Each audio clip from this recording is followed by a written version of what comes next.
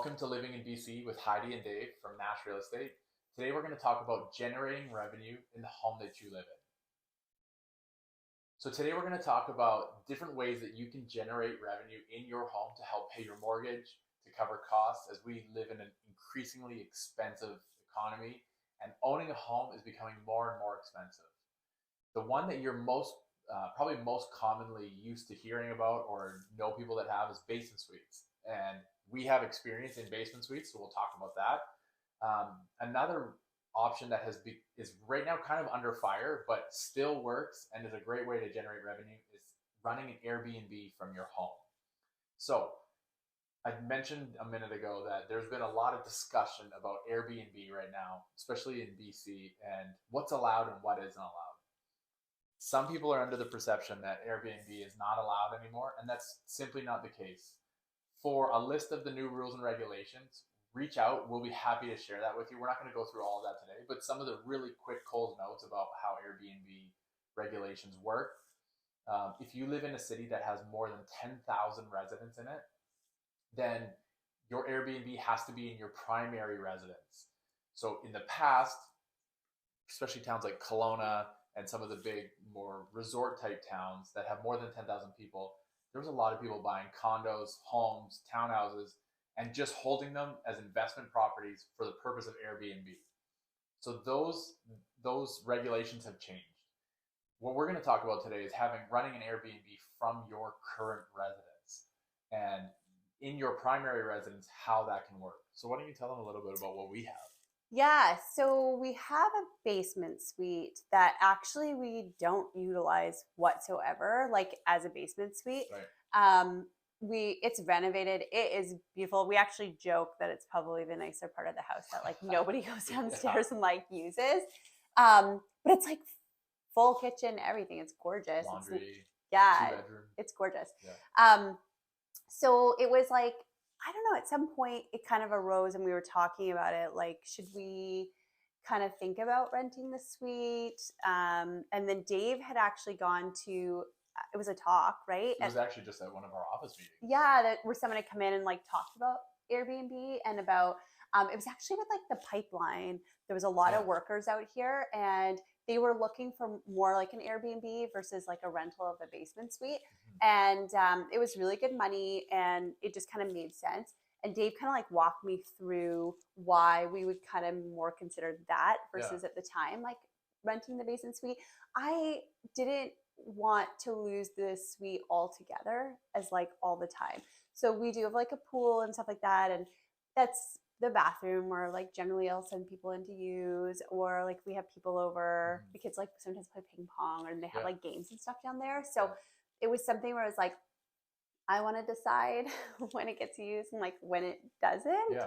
And so he kind of like, you talked me into it and I was like, let's try this out. So we actually weren't new to Airbnb because we used to own a rental up in Hemlock. Correct. Yeah. We had a place up there and we didn't make it all the time, which later on we learned that's a whole other time with kids sports and stuff. It was hard for us to make it up that much. Yeah. But it was great when we used it. Yeah, like properties with 3 kids and all the sports is tough. But like they're great skiers and snowboarders because of it. And it served its purpose. Yeah, like it was awesome. We talked about it in a different episode. Like we don't look at houses as your forever house. If you do, that's fine. But we look at them as what stage of life are you in right now?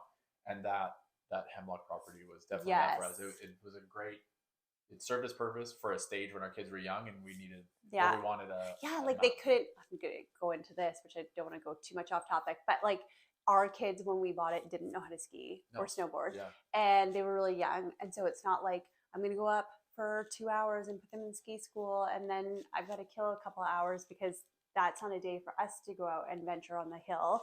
But we were so close that it was actually like we could ski in, ski out. Yeah. And then I generally took the little one back because he would be done after 2 hours. And we'd hang out and then you'd come and we'd switch off. And then I'd get to go ski because I had a friend up there. And we got that time. And our kids learned to ski and snowboard off that hill. And they are fantastic. Like to the point where I'd feel comfortable with them. Like they could go up on their own. They can get on and off chairs. They're very good. and B, it was great. It was This great is in that turning point in into a time. video about you bragging. Yeah. Yeah. So we're going They're to talk awesome. Yeah. Our kids Let's are talk fantastic. about Airbnb. That's where we Yes. got. Okay. So we weren't new to Airbnb because we've done it. We did it up there. Yeah. And so when Dave proposed it down here, it was like, okay. So things to think about with like Airbnb. Yeah, talk about some of the merits of Airbnb. Okay, so keep in mind this is in your residence. Yes. In your primary, the house you live in now. So I like that we can block off dates. So if I'm hosting a birthday party or something, or we're gonna have people, gonna have people over, it's like I just block that out. That is unavailable to be used at that time. That's when I kind of want the whole portion of the house. And I do watch like our noise modulation when there are people down there, probably more than what I need modulation? to. That's not a word. Not really. Well, it is, but what do you mean by that? Voice? Like, I don't know, the noise noise level. Right. Is that not the right word? I don't think so, but that's okay. Maybe I'm wrong. I do like to make up words. That's the thing. So you're conscious of how loud we're being. I am very conscious of how loud they're 100%. being. And like the kids, heavy foot, some of them. Yeah.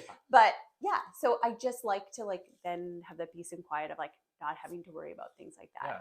And then it's like, or Dave and I will, when our kids are playing sports in the summer, like I know I'm gone all weekend. Like we're not here, one's here, or we're working or whatever. And we know we're one's not really in the around. one's in Kelowna. Yeah, and it's like, why not rent it out? Why wouldn't I make the extra money? Yeah. No one's around anyways to use anything. So it's like, why not? Yeah. So it's like I love scheduling that. Just having like the ability to say like, we're gonna do it these days or no on these days, and like what fits the lifestyle at the moment. Yeah. So in our situation, we have a completely separate suite. It's actually an authorized basement suite, and it works really well for Airbnb because we can, as Heidi mentioned, schedule it as fits in our schedule, and when it's got self check-in, and we make sure it's well stocked. We use a professional cleaner. Shout out Lori's Cleaning, and she makes sure it looks great. And as soon as we work with her and her schedule and our schedule, as soon as someone checks out, especially there's definitely seasonality, which is something to discuss and think about. But especially when we have multiple bookings, May through September has so far been definitely the busiest. Definitely like that summer, people coming out here. So we have someone clean it. But even when we are home, it's their space. We don't bother them unless they ask us questions. They can come and go as they see fit, self-check-in, self-check-out. It's fully stocked with towels and bedding and whatnot. And what it is for the people that we host is it's a really good alternative to staying in a hotel. Now, if you're from Abbotsford, Chilliwack, Mission, even Langley, there's not an abundance of great hotels. We don't have JW Marriott's or Fairmonts. And like we stay in a lot of hotels because we travel with our kids for sports. And I promise you, like when you're a family of 5 and you're staying in a hotel room and it's like 2 double beds, 100% I am paying more than probably I can get for a Airbnb. Actually, we're going to be going away and doing an Airbnb. We chose that over staying in a hotel because I want my kids to be able to take that point of separation when they need it. Like we get a full suite. Yeah. And it's like 2 bathrooms. Awesome. They can share a bathroom. We can share a bathroom. Everyone kind of like has their own room, their own space, their own bed. They can watch TV. We can eat. We can buy our own food. It just we've learned that works best for us. Yeah. So when you're on the other side, when you're on the host side, now people are coming and staying. They run independent of you. They come and go as they see fit. They like having what we just talked about, the benefits of an Airbnb versus the home. Some of the pros and cons. So some of the pros are what we've just spent the last 5 minutes talking about. In the busy months, it can replace or even outperform a basement suite. Yeah. You can earn more in a month through multiple stays than you would from a fixed rental. That's also really nice. Yes. It's not as consistent, I would say, as like if you were to rent your basement suite all the time. So if you're someone who's like, that it matters to me, I need to know that consistent amount. But that isn't for us. Like we are totally fine with that. It's just kind of like, okay, a little bonus. That's awesome. Yeah. And so that's why it's like sweet. Well, and when we started Nash Real Estate and we were both, I was leaving a career and you weren't actually trading anymore for a bit.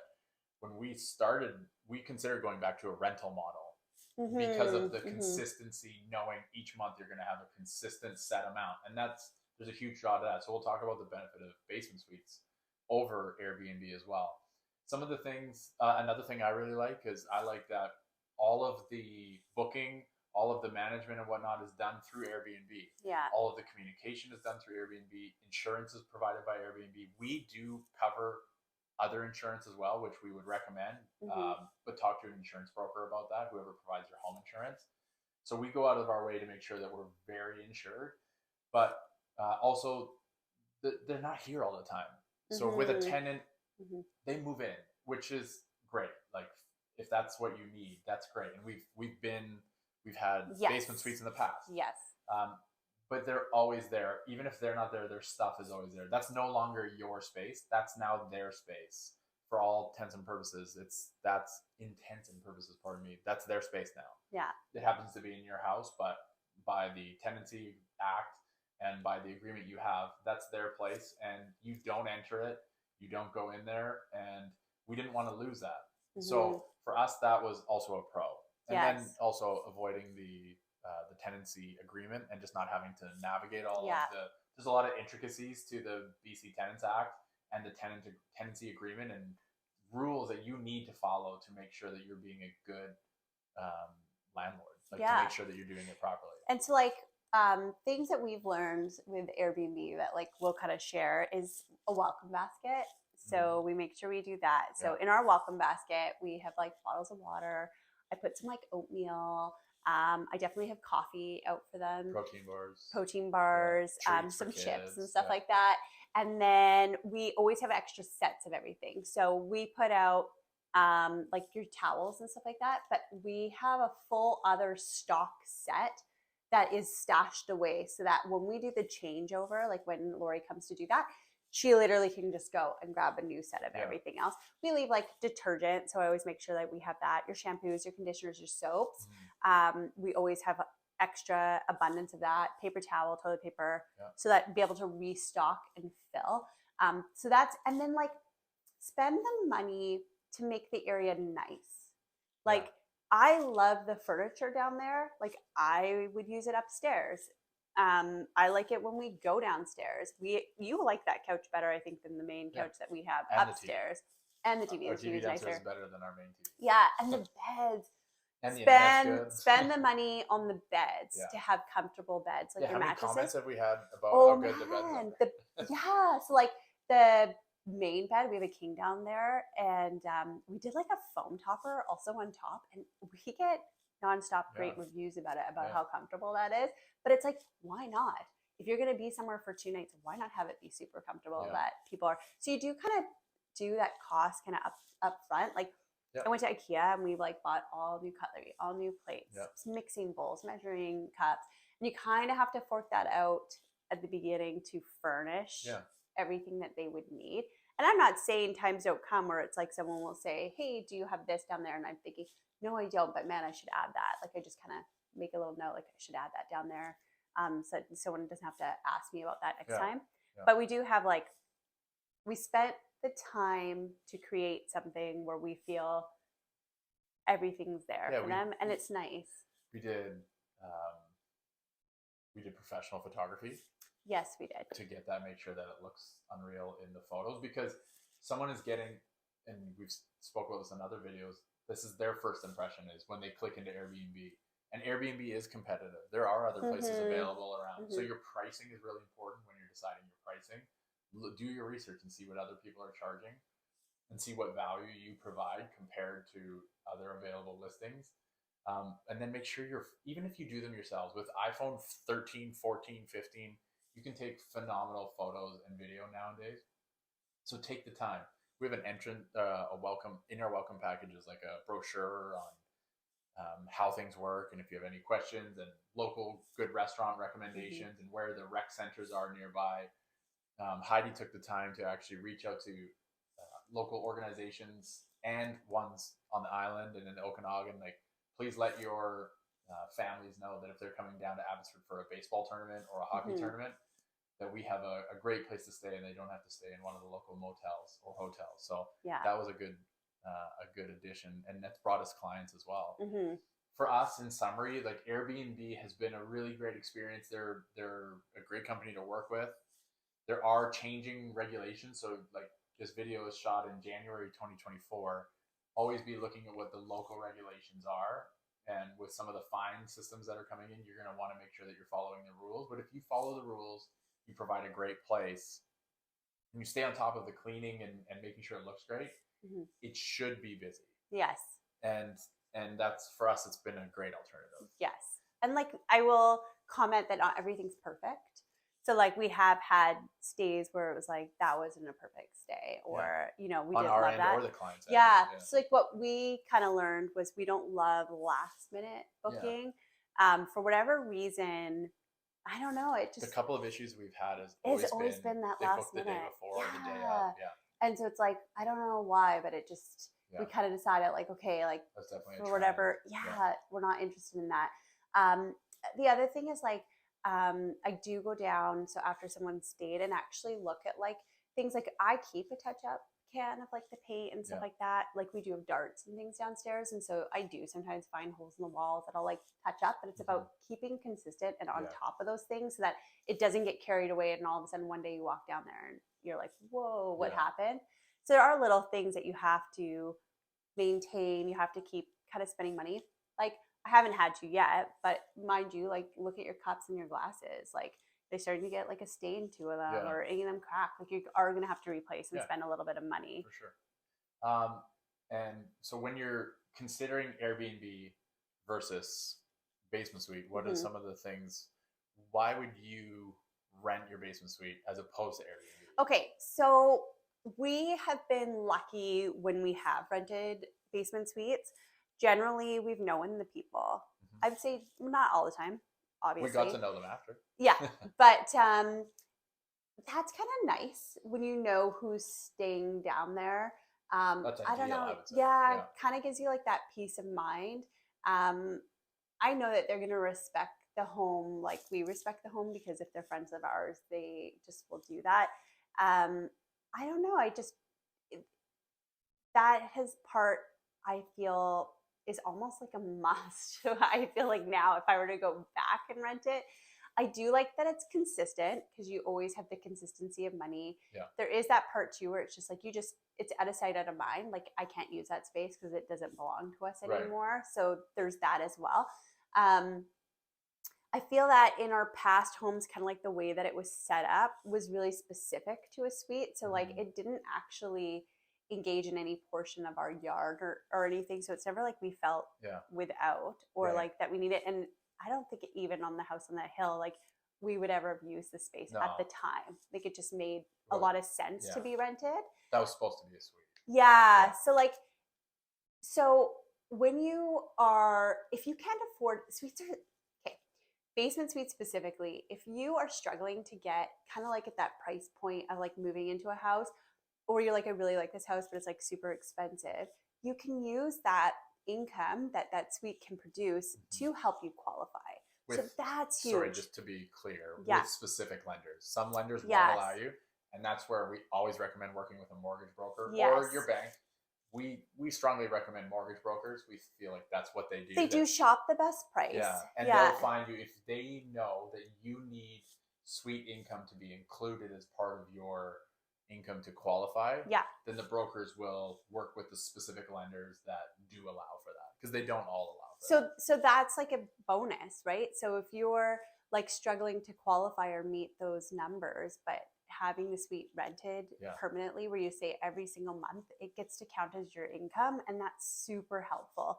So like, there are benefits to that, and that steady income and being able to, and it can put you to maybe where you want to be if you couldn't have gotten there any other way. When we first entered the real estate market as consumers, basement suites weren't that common in Abbotsford. No. Right? They were just starting to get in. There was a lot of unauthorized suites. There was a lot of concern that the city would come bang on your door and be like, you have an unauthorized suite, and kick out your... The landscape has changed. I mean, when we first started in real estate, at least buying real estate, houses were averaging $450,000. And that's not the case anymore. We all know that. Which at the time we thought was like, oh, it's so expensive. We were looking at when people were buying houses for $180,000 in the history. But like, that helped us get into a house.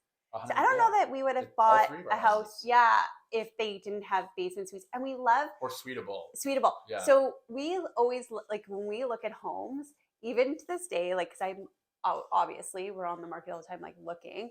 For us personally, I just always love it as an option because I feel that multi-generational. I can one day, as my kids get older, they can move downstairs.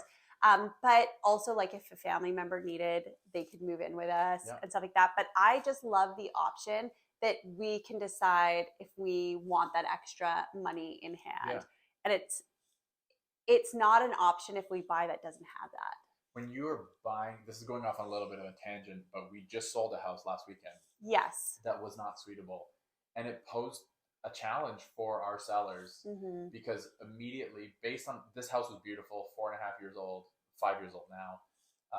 It was a beautiful house, and the money that it commanded, everyone agreed with the value of it.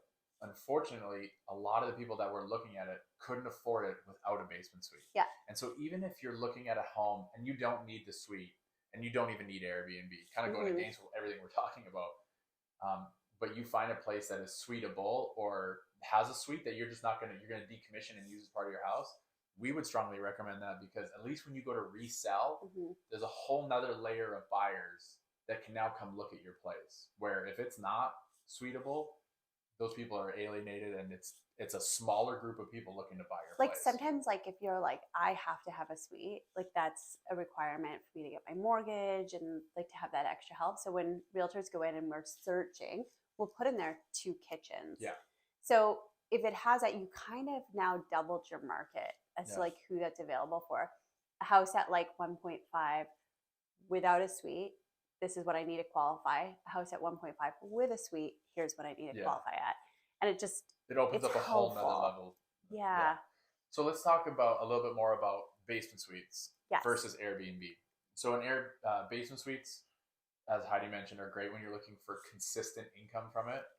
They're also great if the home isn't really conducive to having people come and go. Right. So sometimes that's like if the parking isn't amazing for someone coming and going, or maybe it just doesn't really fit that well in the neighborhood. That could be the case. Yeah. Or you don't want to have the task of managing if someone's booking. That's a big one, actually. Or not booking. Yeah. And you don't want to provide all of cleaning it. You don't want to provide furniture. Not appliances; those will be there. Anyways. Towels, paper towel, whatever, soaps, dish soaps. Right. Like you don't have to provide anything if it's Cutlery, a suite. You're just leaving it empty and they're furnishing it. Yeah. So in that case, there's very little management in a suite, which is also a huge benefit.